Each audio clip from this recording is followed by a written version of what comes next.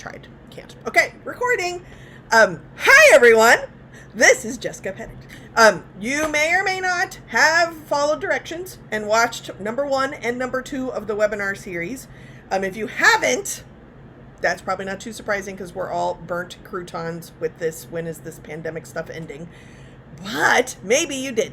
So number 3 is always a wild card. And why I do that on purpose so that y'all have an opportunity to ask questions, maybe help me pick a topic that you want to dig a little deeper into, maybe something that makes you a little bit more uncomfortable. And while we're here, why don't we practice in something that makes us like, I don't know what to do with that one. So based on people's comments or questions or ideas and or my general thoughts, we are going to do an activity today that will require pen and paper. So I have said this quite a couple times because people have been coming in at different times. I am super old school. No, you cannot do this activity on an electronic device. And not doing the activity is also going to get more awkward than doing the activity. You're not sharing it with anyone, but there's a lot of silence. And so if you are pretending to do the activity or multitasking, it will be very obvious. So just turn your camera off and we'll never know. So with that stated, I'm going to attempt to share my screen on my laptop. See how this works. And it's going to possibly wiggle. Somebody somewhere will get like seasickness because of the wigglies. Okay, hopefully that works. Yes, can I get thumbs up that that works? Excellent, thank you very much. And the chat room is open. Okay, fantastic. So with that stated, we are going to focus specifically on race and racism. Some of you are like, that's exactly what I don't want to talk about. Perfect. Let's get our money's worth. Some of you may also be like, I'm really sick of talking about this. So let me just go ahead and share with you what we are going to be doing today is a process that is a very helpful way for you individually to kind of reflect back across your own life. So we're going to focus today specifically on race or racism, but you can do this same model or the same kind of process with any other topic or any other identity. It is a really great way to kind of hold on. Let's look and see, how did I end up with the ideas or the thoughts that I currently have? What are my thoughts that I currently have? And being able to notice how your life has taught you who and how to be is the most important step in actually trying to do something that enables you to work across difference. So I got a question specifically about someone who may or may not be able to actually use pen or paper, either because of ability issues or access issues. You are welcome to do however you would typically take notes. I'm obviously able to use pen and paper, and so I encourage people who can. Those of you that can't do that, then do what you need to do, obviously, that accommodates what you are capable of doing. You are going to be going through a self-reflection process. The reason why for people who can use pen and paper that I encourage you not to use electronic processes is that it is very common that our most personal reflections tend to be handwritten. If you think about like a birthday card versus sending an e-card on email. So whatever your normal way of, or typical way of communicating with yourself, your most deepest thoughts, that's the manner that I would ask you to do. So hopefully that works. If you have any other thoughts or comments, please feel free to put them in the chat, and we'll see what happens. So while people are scurrying around to get whatever they need, I like to remind people, 202-670-4262 is the way to text message any comments or questions that you have.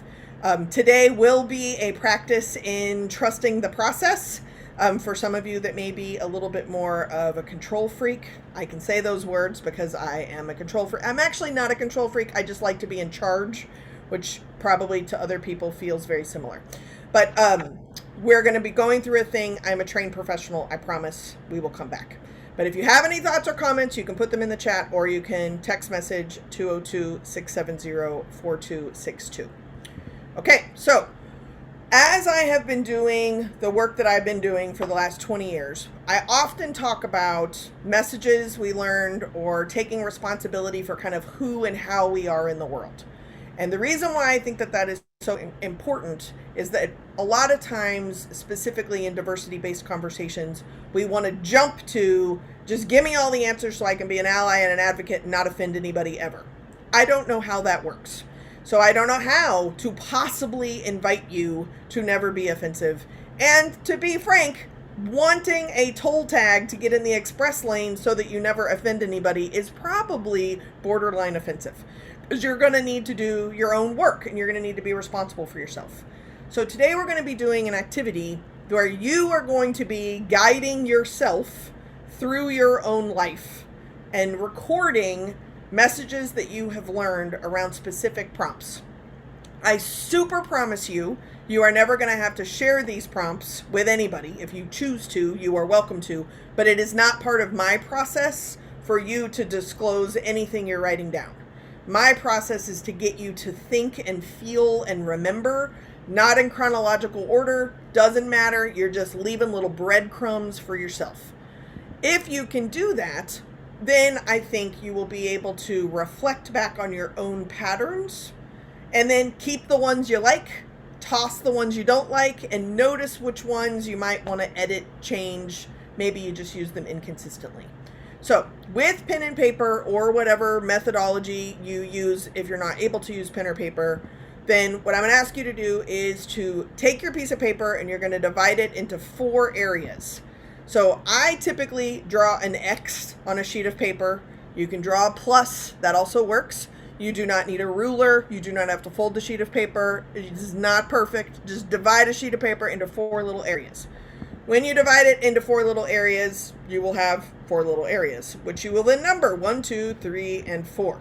So I'm going to pause here for just a second because for some, it is early. Your coffee hasn't kicked in. Evidently, it was snowing there. So you're still recovering from the drive-in. This is already a big ask. So slow your roll, Florida chick, and let me get to 4. So 4 quadrants. They do not have to be the same size. There's just 4 little areas. I'm going to give you 4 little prompts. You're going to figure out your life in each of the prompts, and you're not going to share it with anybody. Oddly, because we spend so little time actually being self-reflective of kind of who and how we are in the world, some people are already like, what if I don't share the right thing about my life? I don't know anything about your life. So then now you are having a conversation with yourself about whether something you thought of about your life was worthy of you knowing or remembering about your own life. And then you decide sometimes, no, it's not. So then you now have remembered something about your life that you have decided is not worthy of being remembered about your life. I still do not know, right? So you're just going to answer the prompts however they come up, in whatever order. And fun facts, you can go back. You can go back and answer the prompt later if you think of something else. Nobody will ever know. So, sheet of paper, 4 areas, 1, 2, 3, and 4. I'm assuming that that is good. We are going to start soon with the first prompt. Kat, I should tell you that when people come in, I don't like to think people come in late. They just may come in at a different time. As I notice you adding people in inside the prompts, I will put in the chat what's going on so that they're not like, what is happening? So you don't have to worry about anything. You just get to fully participate, but you do need to let blue buttons in if they happen. Okay, so this is not an art contest. There is no competition. You can draw pictures. You can write one word. You can write initials. You can write a sentence. You can do anything you want to. But any message or memory you have that taught you something, in answer to each of the prompts, I want you to record in the appropriate quadrant so that you can then kind of look back at the collection of messages that you have learned across your life, not in chronological order, good, bad, ugly, awesome, doesn't matter. Put whatever you want to as the answer in the prompt. You're just kind of bookmarking or leaving breadcrumbs for yourself about different learnings that you've had regarding each prompt. So hopefully that was even enough time for the latecomers to get paper, divide it into 4 sections, 1, 2, 3, and 4. And then the first quadrant prompt I'm going to give you, and then it's automatically going to time you, and I'll use a timer on my phone as well. Those of you that like to be in charge, I got the time. You just worry about your life. Okay, so let's get started. So first off is messages that you have learned about you. So because we're focusing on race and racism today, What I want you to do in quadrant one is, how do you racially identify? For some folks, this is a conversation you have had with yourself a lot. For others, you may not often have to think about it. I know I was born in 1974, and in 2003 was the first time I was ever at an event where I was told we were going to be in race-based caucuses.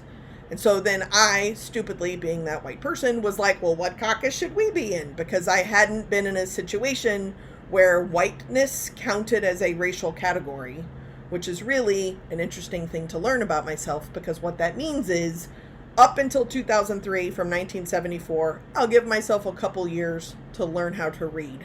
But in that span of time, any surveys, any groupings, any kind of information that was specific to race, being white wasn't even an option, or it wasn't an option that I noticed. So in 2003, it was the first time that, like, oh, I am white. I guess that is something I need to know. So that would be something that I would record about myself in quadrant number one. Anything goes. Messages you have learned about how you racially identify today. How is that going? What messages you have learned, positive, negative, awesome, ugly, doesn't matter. Any messages you have learned about how you currently racially identify. And with that, I'm going to mute myself. I'm going to give you about 5 minutes to record it. I will put in the chat a summary. If you have any questions, you can text message me. You can put it in chat directly. And then at the end of that time, I will come back and let you know how much time you have left. Okay, here we go.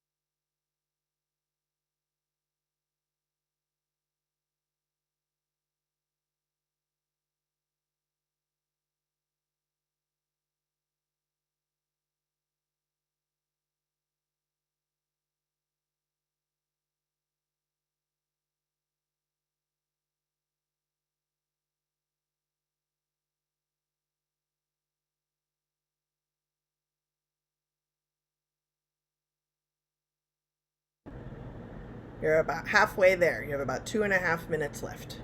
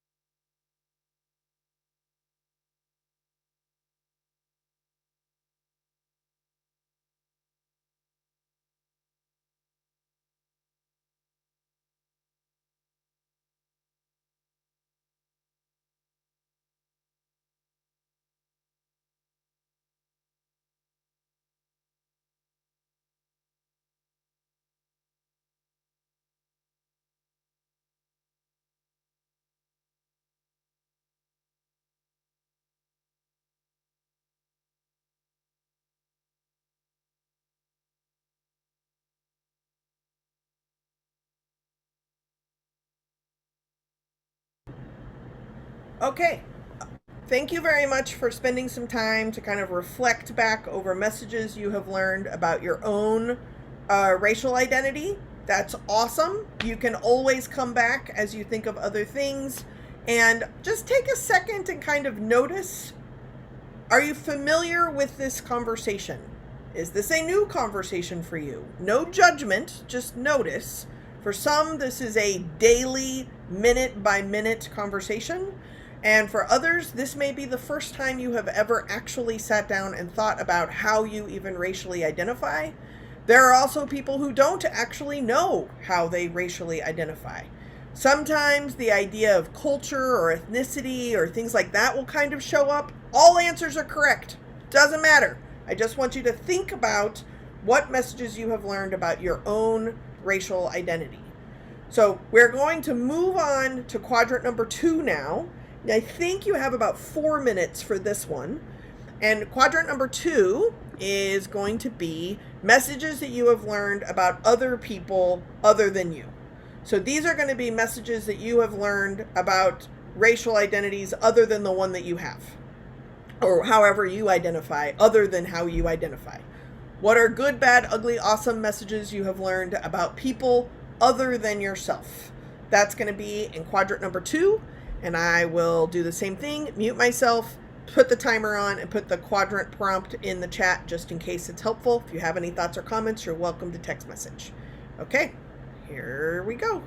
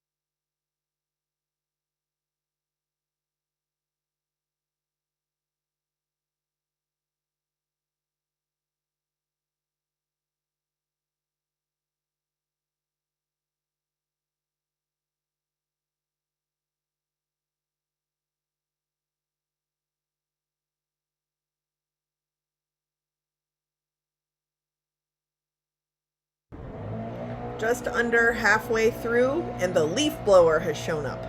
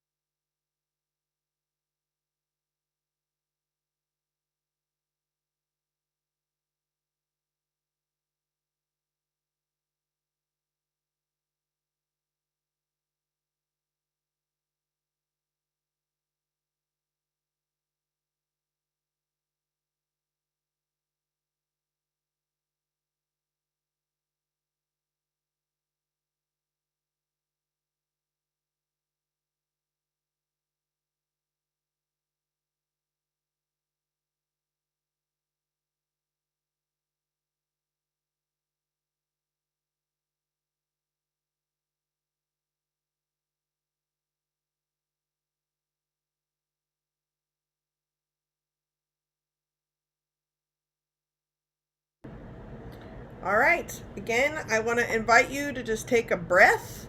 Thank you for recording messages that you have learned.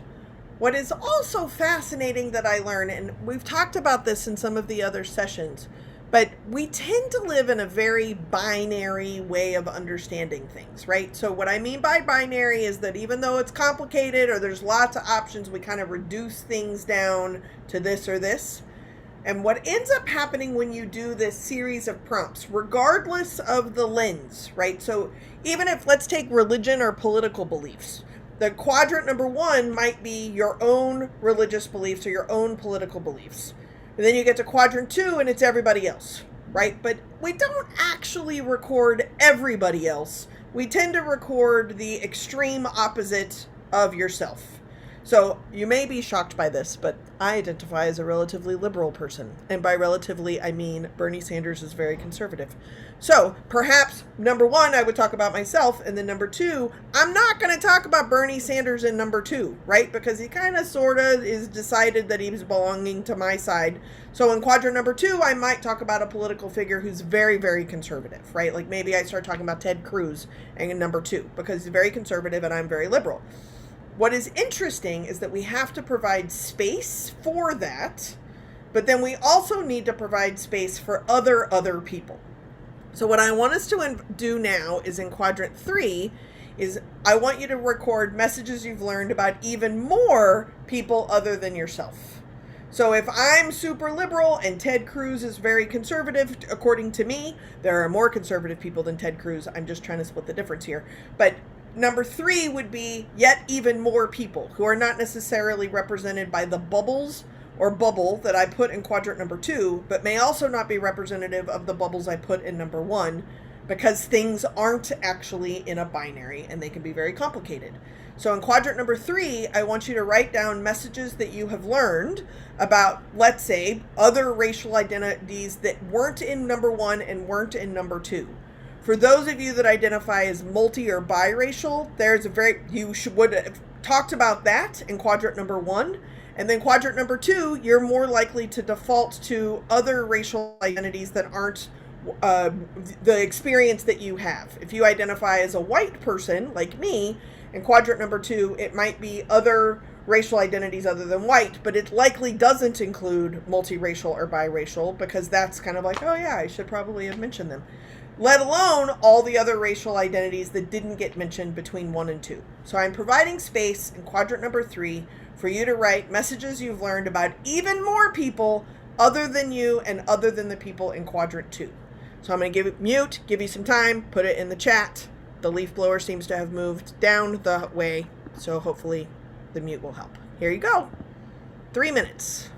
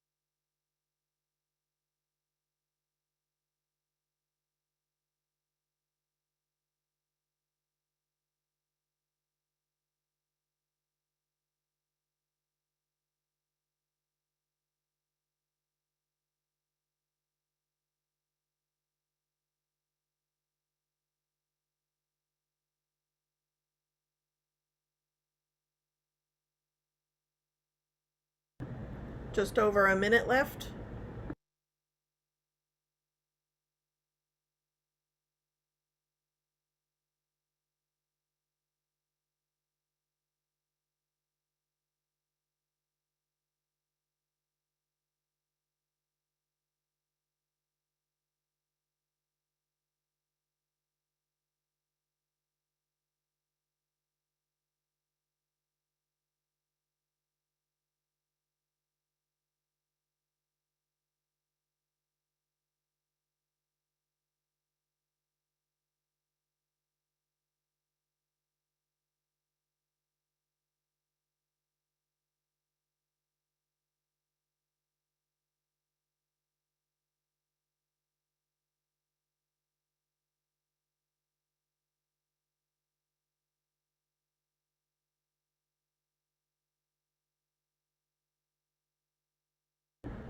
All right, you've finished number 3. Congratulations. Okay, we have one more to go, and then no more silent time.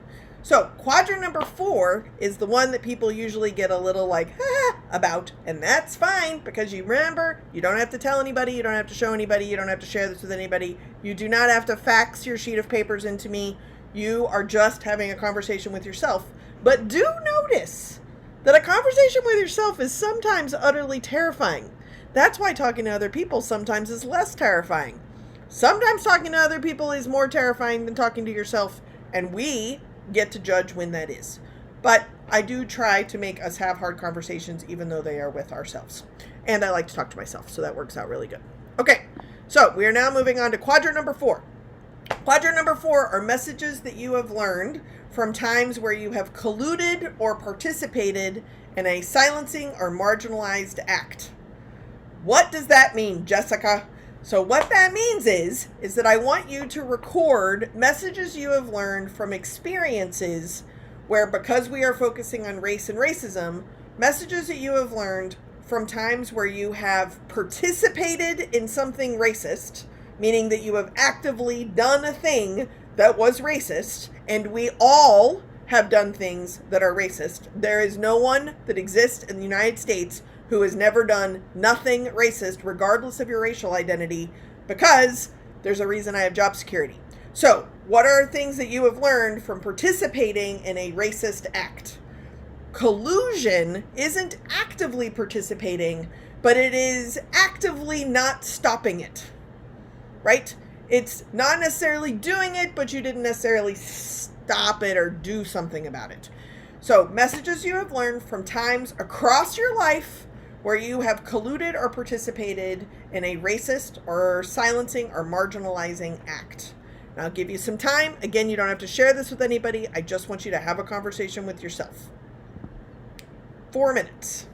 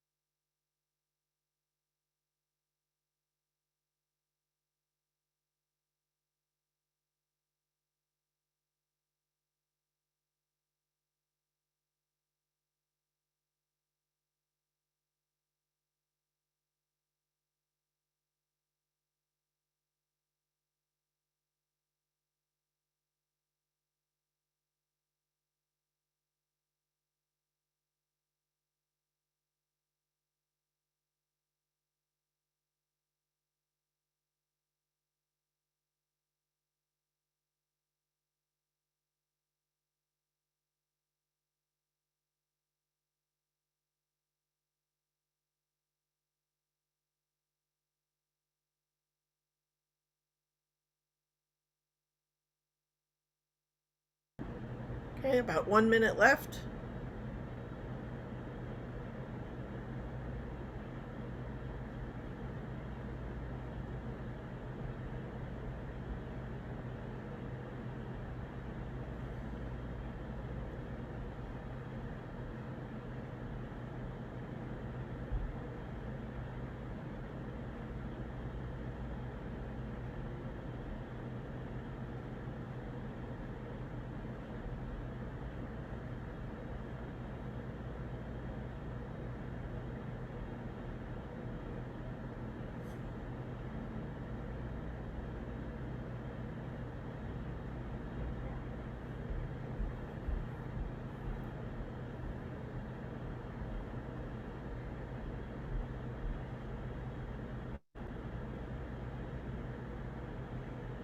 All right, I am going to assume that you are prepared for a stopping place.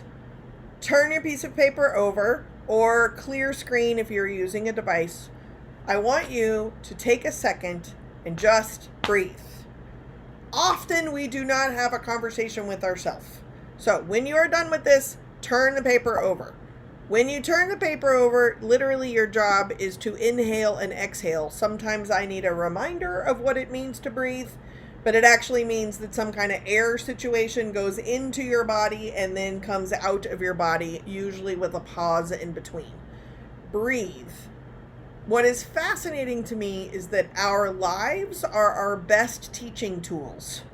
But often when we come to diversity conversations, we are generally waiting for someone outside of us to do something. And that is what I am trying to stop.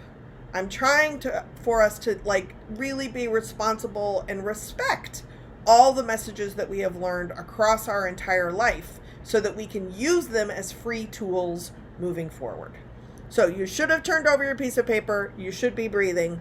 Now, what I need you to do is a reminder. If you have any questions, you're welcome to text message 202-670-4262, including the people who are watching the recording who may or may not have actually been noticing you didn't even have to pause the video. Feel free to text anytime you have thoughts or comments that come up, because I think that's a really important thing, and you can also put them in the chat if you're here presently. Okay, now that you have flipped your sheet of paper over or had a new screen, I want you to divide real quick. This is very fast. 4 more sections, plus sign X. You're going to number them again. This time, I want you to have 1 and 2 is easy and hard. That's your prompt. Easy and hard, I'll explain. So 2 of them, easy, hard. And then what I want you to do is in those prompts, easy and hard, I just want you to spew to yourself what was easy and what was hard about what you just did. What comes to mind that flow really well, was very easy, not difficult, and what was difficult?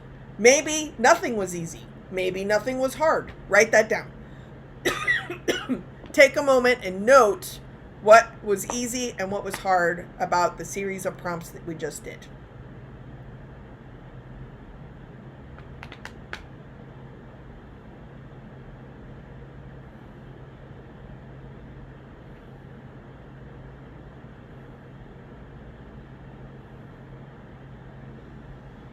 All right. Then, now I want you to be able to kind of reflect on what has happened and what you are going to do. So next and promise are the next 2 quadrants. Sometimes we immediately spur into action. Sometimes we freeze. Sometimes we can use these opportunities as accountability. If you are replicating this process with a different kind of identity, easy, hard, next, and promise. What are you going to do next? And are there any promises you want to make to yourself or to others? Maybe, maybe not. If there are, put them in the slots. Next and promise.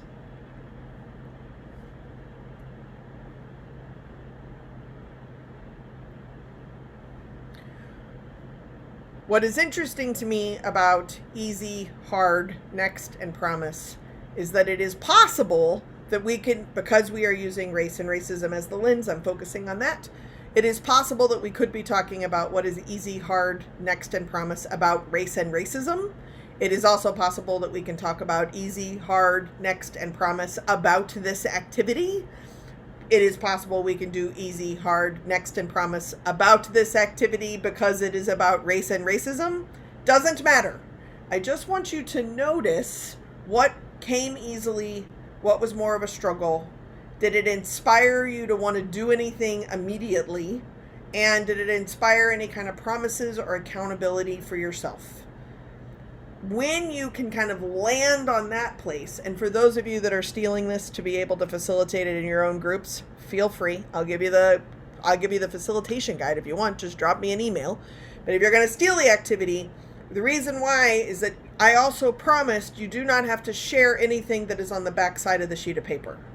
So you physically moved the sheet of paper to easy, hard, next, and promise, and I trust that you went through the process on the other side. So I'm able to create a space, even virtually, where I'm keeping your information confidential. I didn't see it. So what I want to do in the time that we have left is to be able to have an open conversation about what is easy, what is hard, what is next, and what kind of promises do we want to make. So this is the audience participation part. And I say that because y'all have been very participatory after the webinars, but not necessarily during them. And so this is the one where you are probably going to need to chat or you're going to need to talk to me. So what I want to do in the 15 or so minutes that we have left is start at next and promise. Anybody have thoughts or comments that they want to type into the chat to everyone or say out loud by unmuting themselves about anything that inspired? Oh, I said next and promise. We're starting at easy and hard. I'm sorry. I made a mistake. Are there any easy things or hard things that you would like to share with yourself, with me, with folks in the group? All you have to do is chat them up or unmute yourself.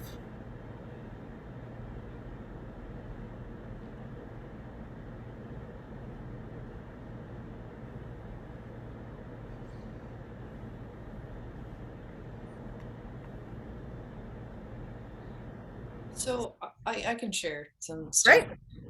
Part of what was hard about this for me was coming up with examples that felt like they went a little deeper or sort of getting out of my own way in terms of like, I've done a few reflections like this before. So I'm like, okay, well, I have this, and this, but I sometimes worry that that's become part of this script where I'm like, no, I know, like, here's my things, so here's my list. So it was a little harder to kind of sit with trying to figure out what I'm not seeing. Excellent. So I just give you props, one, for breaking the ice, and two, what's important there isn't just being able to fully disclose to yourself with no witnesses or audiences. What's actually important is noticing, at least what I heard you sharing, is that you have kind of answers prepared. But can I get past the prepared answers, right? Now, there's a reason that we prepare answers. And the reason why we prepared answers is it looks like we're participating and yet we still feel safe. Because some days you don't have the bandwidth, right? Like not today. Not happening. I was just on a call, in the middle of a call I was just on. One of the people on the call got an emergency call from their kid's school. The kid got COVID at school. Got it to both parents who travel for a living. So all three of them, the kid is almost a year old. All three of them were quarantined in their house. They can't get help. They can't get a nanny. They can't get a babysitter. They are quarantined in a house. And they finally started feeling better. And they just passed their 3 months of technically not having COVID anymore. And there was another case of COVID in the kid's school. I literally watched this mom basically have a mental breakdown on mute, get her shit together, and then unmute herself and participate in a meeting again, right? Sometimes prepared answers, you're welcome, because that prepared answer is saving you from what a real answer would be. And what I'm really proud of you for sharing, Heather, is noticing when you are deploying the prepared answers and then challenging yourself every once in a while to go a little bit deeper, right? That is both easy and hard and good. So good job. Round of applause to you. Okay, Charlotte put in the chat, It's easier to identify my feelings and emotions, but hard to identify specific situations or examples and accept my role in them. Yes, that's why therapists have job security, right? Like if we were all just completely, perfectly, confidently aware of all the good, the bad, the ugly, and the awesome that we have done, there's a lot of people who wouldn't have jobs anymore. And just notice, Charlotte and everyone else, notice what does it feel like when you just acknowledge this was easier and this was harder. No value judgment. No blue ribbons, no goldfish crackers. It's Christmas cookie season. No cookies, right? Just this was easier, this was harder. Fantastic. Excellent share. Any other easy or hards that you would like to share? Either put them in the chat or unmute yourself. Or you could text me, 202-670-4262. I will wait it out.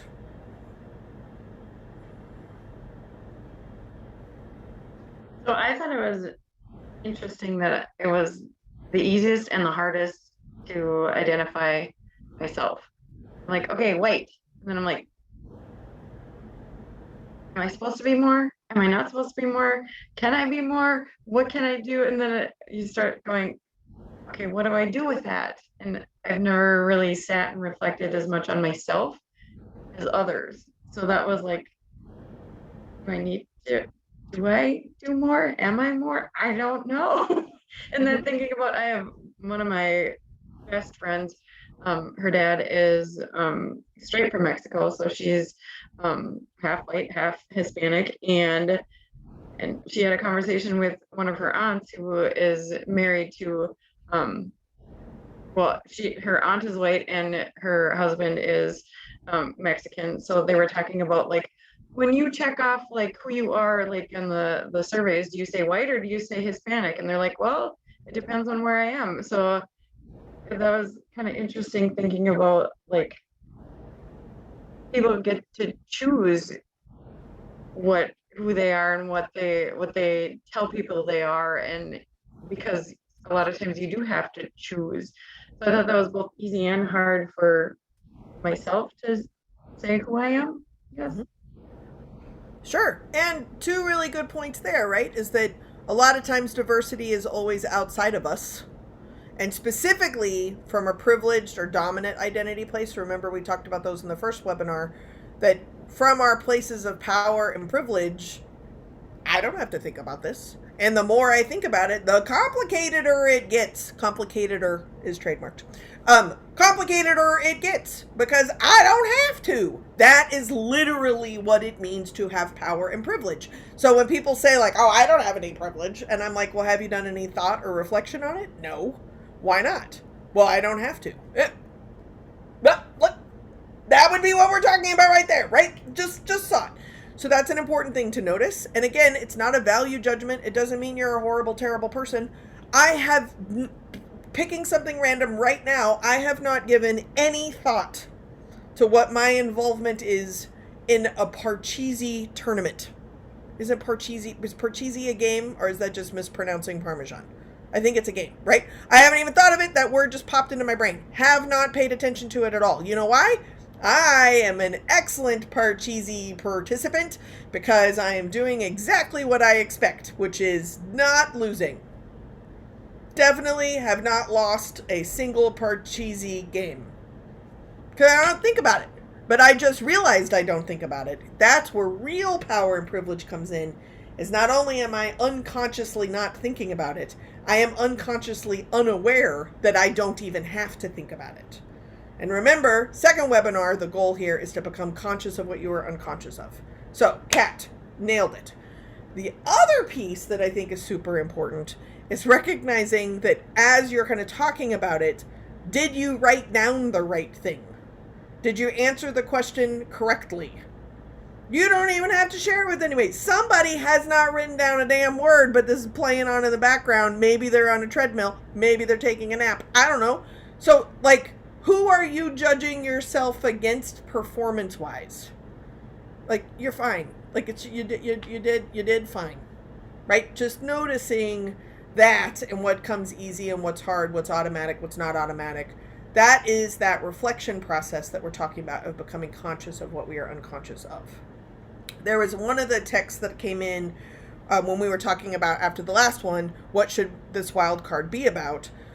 Somebody texted and said, I think we should talk about race, because when I see someone who is not my race, then I don't know what to do. Now, the text actually said, when I see someone who is not my race, I don't know what to do. They did not identify what their race is, nor did they identify the other person's race. And it almost doesn't even matter. But again, notice how external that is. Like I have some kind of decoder ring. When you find someone who is different than you, this is what you do, right? Like, this is not like a Mork episode. You actually are going to have to engage in a conversation with that other person. That makes us very nervous. Okay, well, you could engage in the conversation with yourself and kind of what came up with you in that scenario, and notice and take responsibility for those patterns. Not interested in doing that. Okay, well, now we're back to having a conversation with that person. So by having a conversation with that person, then we can end up talking, right? I just came back from a retreat that I was on. There were about 12 of us, and we did communal meals. And so then there were 2 of us that did not know how to cook. And so we were like, we will tell jokes, and the other woman who doesn't know how to cook will pour wine. That is a very important role, evidently, in communal cooking. She poured wine, I told jokes, we sat there. Occasionally, she did cut asparagus very well. I was very impressed. She did that once. Everyone else in the room is coming up with recipes based on what ingredients are available in Instacart and blah, blah, whatever. So then people's dietary needs, allergies, and preferences started showing up. Well, in order to plan a meal for everyone, you are capable of doing that, but you're going to have to engage in a conversation, and you're going to have to engage in a conversation that is not about you, but in this case, it is kind of about you because you're the one who's cooking the meal. So, for example, one night we had risotto, and we had one set of risotto that was mushroom. I cut the mushrooms. One set of risotto that was asparagus. She cut the asparagus. And one set of risotto that was dairy-free. Okay, great. So now we have 3 sets of risotto. There's 12 of us. Which risotto do you want? This is not hard, but by listening to other people and figuring out how to use your own skills, we were able to solve a problem multiple ways, not one way. We did not have to create a risotto recipe that fulfilled everyone's needs at one time and then apply that to all people. Right? That's not how we did it. Some of you know how to cook and you're like gonna email me a risotto recipe. Don't, because I don't know what a risotto was, and it took the patience was one of the ingredients. Hard pass. Anyway, my point is that you're gonna have to repeat this process with each individual situation while you are also compiling experience. So that is both easy and hard. Okay, we're gonna move on to next and promise. Are there any things that anybody feels that they need to do next, or any promises that you would like to state and potentially be held symbolically, if not literally, accountable for? P.S. The answers to this also help me with our next workshop, which is December 14th, Working Across Difference. So, what are your nexts and what are your promises? You're welcome to text them to 202-670-4262. Type them into the chat or unmute.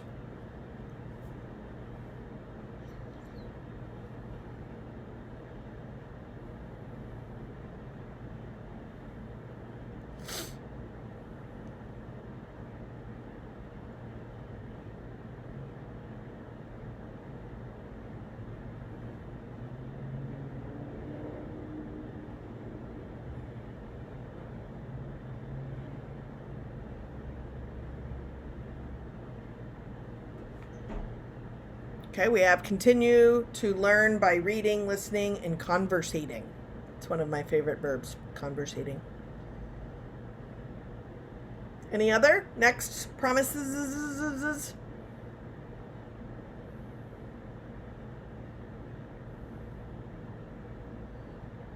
I'm going to be sure to return to my reflections and see if more things come up to keep getting under the script. Excellent, excellent. Try to reflect more. Fantastic. For those of you overachievers, You are also welcome to go through this entire process all over again and change the lens. So in this case, we focused on race and racism. So then I would encourage you to do this again with gender or sexuality or religion and politics. I used an example from that earlier, and that was a question I got into a conversation with someone about on text. Class, nationality, whatever kind of grouping that exists. There is your way. There is somebody else's way. There are people who also have yet a different way. And there are times you have been supportive or not supportive of this actively, or just kind of let things slide or pretended you didn't notice something. You can use this process for any of those identities, and I encourage you to do it quite frequently, actually, because even though you're reviewing your own life, different things will pop up. You'll remember different things. You'll forget things you did remember previously. You'll remember other things. But that is actively remaining conscious in the messages you are actively learning and throughout your own life history have learned. That's the tools that you're bringing into those conversations and relationships moving forward. So that is messages I learned. And being able to say something, speak up, acknowledge, reflect sooner, possibly more deeply, maybe not so deeply, maybe noticing when you go deep and when you don't go deep. That is actually being authentic. That's being yourself in the moment. Question, question, question your own thoughts, your own views, your own beliefs. Notice how easier it is to question, question, question their thoughts and their beliefs. I have highlighted some of the details of my relationship with my brother, and one of the most, I'm going to say annoying, and I mean so many other words, but one of the most annoying things that happens in my conversations with my dearest brother is he tells me what I feel, and he tells me what I believe, and it drives me bonkers. And then my response is to tell him what he thinks and what he believes and how he is feeling, which evidently also drives him bonkers. So then we just get back in a cycle. So in order for me to understand how I believe and what I feel and not just auto respond to being told what I think, what I feel, what I believe, I'm going to have to do this process. So I recommend that. The guilt and the shame part often comes up as a deflection as well, because you're like, I don't know. But really what's at the root of guilt and shame is your anticipation, entitlement, or expectation that you will know all answers at all times. As soon as you get really comfortable with you have no idea how to play Parcheesi or if that is even a game, then you end up feeling less guilty or shame because you didn't know you didn't even know. There's space for not knowing what you don't even know. There is space for knowing what you do know you don't know. And there is space for knowing what you know you know. Great. And proceed with caution. But with that, I will see you on December 14th for our next shebango. Don't forget to breathe. That is a super important detail. And remember that the messages you learn now and going further, in order to be a good teacher, you have to be a good student. Remember that thing? Yeah. Also, always available to you, 202-670-4262. Breathe. Thank you. And I will see you December 14th.